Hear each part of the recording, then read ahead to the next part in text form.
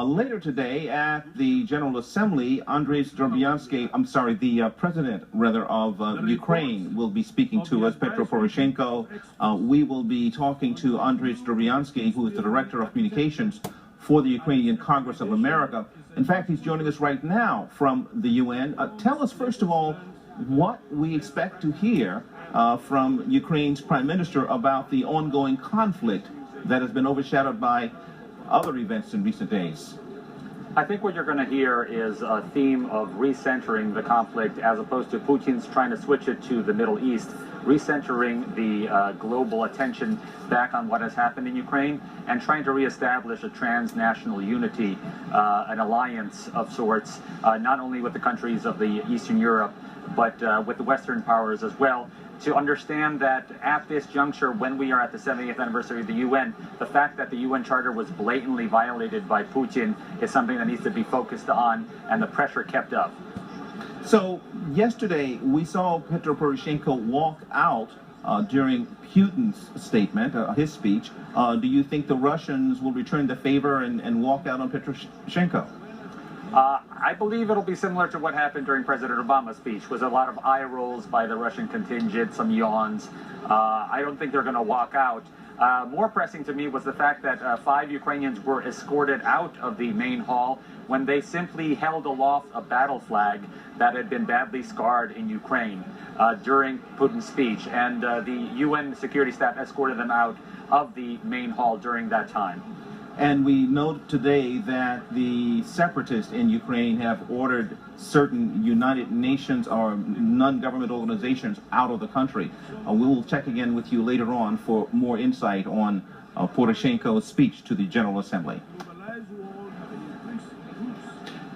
Stay with us on Al Jazeera America for more live coverage of the United Nations at 70.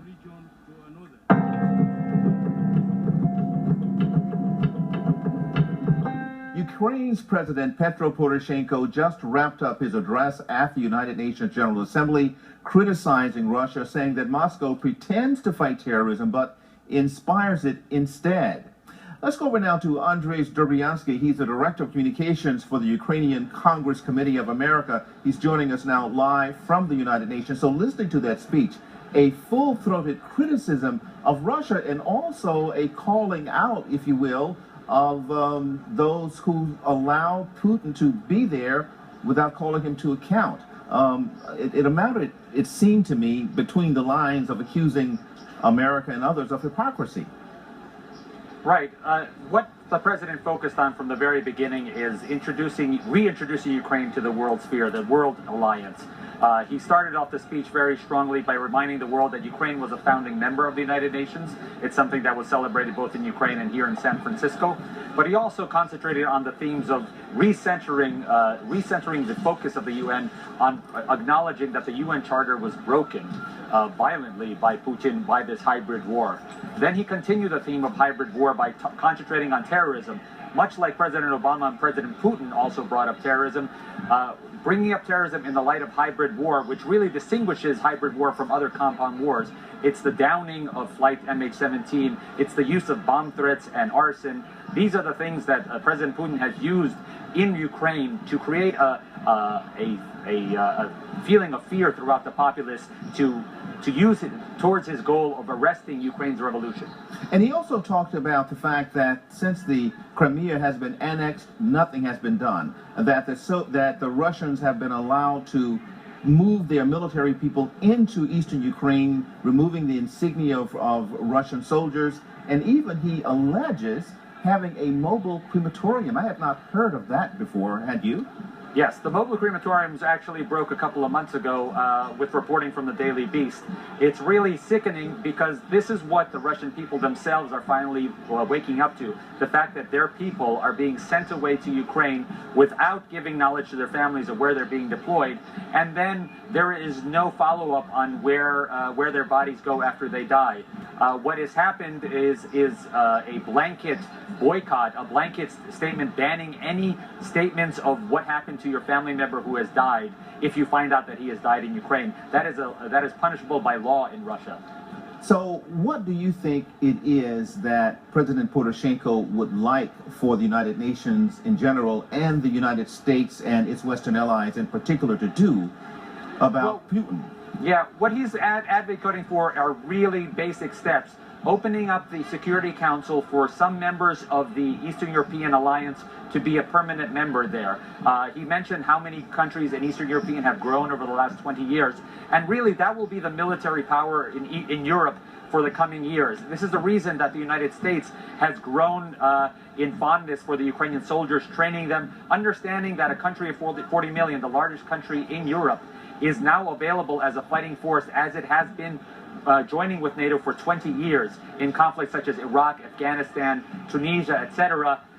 Ukraine and other countries such as Georgia, the new alliance with the Baltics and Poland will truly be a military power going forward with all this experience with Russia. And what the president of Ukraine feels that is that it should be recognized with a seat on the Security Council. Could you give us the state of play right now in terms of the conflict in eastern Ukraine, something that we have not been hearing a lot about on the front pages, at least here in the U.S.? Well, really what the situation is people are glad about this ceasefire that went into effect recently, the fact that people haven't died on a daily basis. However, the deaths are not just because of warfare. We have a lot of medical situations over there. What is really being focused on in the United States Congress and other areas is increasing humanitarian aid to the areas. These areas have been cut off from the rest of the world, so medications readily don't come there. We are very worried about rates of STDs, both in Crimea and the Donbass, because of the fact that Russia has not supplied medication to those areas. People who had been receiving medication from the Ukrainian state now are not getting that. So it's a very poor situation that the world needs to recognize. In addition to the Syrian refugee crisis, please remind yourself that 1.4 million Ukrainians have been internally displaced, and an additional close to 1 million have fled Ukraine for outside its borders as refugees. So it's truly one of Europe's most horrific refugee situations since the World War II, not including Syria. Andrij Dobriansky, the Director of Communications for the Ukrainian Congress Committee of America, thank you for your insight on Al Jazeera America.